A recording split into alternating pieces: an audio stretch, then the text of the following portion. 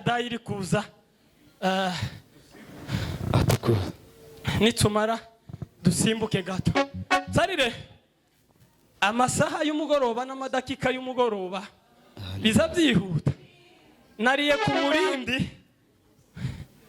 sinana soje neza uko nzasoza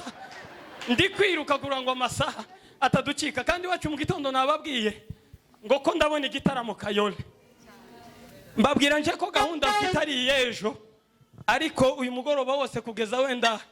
isazine nizo nababwiye saa 3 ko nta yindi gahunda mfite ariko amasaha n'umwanzi ababyeyi bacu Imana yarababaritse babona abana tuza dusubirayo kugira ngo nabo basanga abana kandi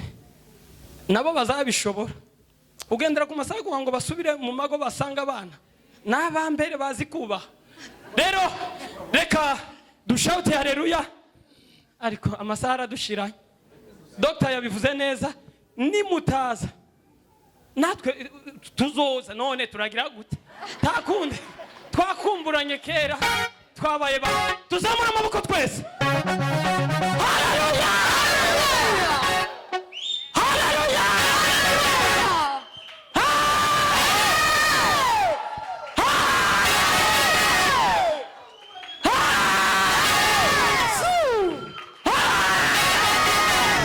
atukuze dodo twari twarambiye ko uyu munsi ugera none dore urageze